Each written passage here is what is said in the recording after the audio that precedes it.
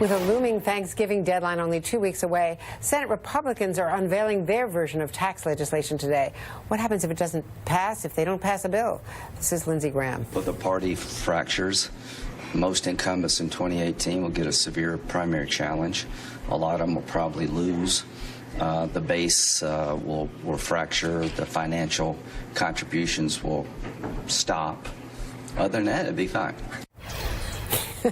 Joining me now, Democratic Congressman Joe Crowley, member of the House Ways and Means Committee and chair of the Democratic Caucus. Congressman, thanks very much for being with us. Thanks, Andrea. So first to the House bill.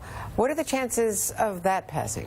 Well, I think they probably have the votes to get something done in the House. What that exactly is remains to be seen. We're still waiting to hear what the manager's amendment, which is code for a brand new bill to be dropped in the committee as we speak.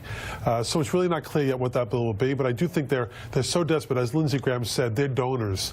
They're gonna dry up. Even Chris Collins from New York said they have to get this done, or their donors will stop giving them money. That's what it's all about. It's about special interests. And Chris Collins from Buffalo, of course, was the first member of Congress to endorse Donald Trump and is, a stalwart supporter. The lessons from Tuesday night: Democratic wins up and down across the board, and most notably the impact on suburban Republicans who might have second thoughts about state and local tax. No question about it. I think that's also the high tax states. Yeah, I think my Republican colleagues from states like New York, like California, like Illinois, where they know that eliminating the ability to deduct state and local taxes will be devastating to middle-class people. They'll see a tax increase, and so it's really hard to explain to you folks back home. Peter King has come out against it very strongly, Republican from New York. That's a bellwether. It's a bellwether, and as from New York, I think it's 5 New Yorkers, Republicans, who have come out in opposition to the bill. We're really waiting to see what happens in California. Not a single one bucked the party when it came to the budget resolution in opposition to the elimination of SALT.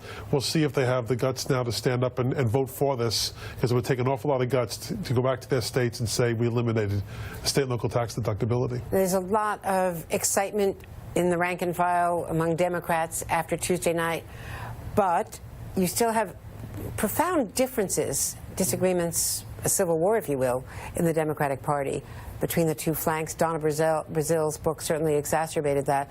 Among the things she wrote is that she considered changing the ticket unilaterally, even though she now acknowledges she didn't have the power to do that, and getting rid of Hillary Clinton, even getting rid of Tim Kaine for Joe Biden, Cory Booker, whatever, and largely because of what she saw as Hillary Clinton's health failure on 9/11 that year. You were at that event when Hillary Clinton faltered. We even have some B-roll, some pictures of you in the midst of that crowd. It was a very hot day. She hadn't told people that she had pneumonia, which is an issue and was certainly troubling to Donna Brazil. But did you see anything in Hillary Clinton's health that should have disqualified her from being the nominee? Absolutely not. I don't think there was anything. Look, I was physically next to her, and I know there's a lot of debate about what the weather was like that day, and people look back and say it was quite cool. Where we were was stifling, and whether you had pneumonia or not, we were all feeling very uncomfortable. And certainly that was one moment. Hillary Clinton showed how she revived and came back strong and ran a vigorous campaign. And I think what it really comes down to right now, the special interests are stacked up against Americans right now. We see it in this tax bill. It's all about the 1%. It's about moving America forward. I don't want to relitigate last year. It's about moving forward. And I think our party, certainly in the Congress, we're as united as we've ever been before. And I feel really positive where we're heading right now. Tuesday's results could not have spoken louder as to where the American people are, where working class people in this country are. They want to see the country moving in a much more positive agenda as it pertains to them. They hate the hate speech. They don't like the focus and direction of the president right now. And that came through loud and clear. Almost 10 points in Virginia, over 10 points in New Jersey. These are astounding victories for Democrats. The state legislature in Virginia may very well turn. It really is remarkable. And so I think all the talk about civil war, that's last year.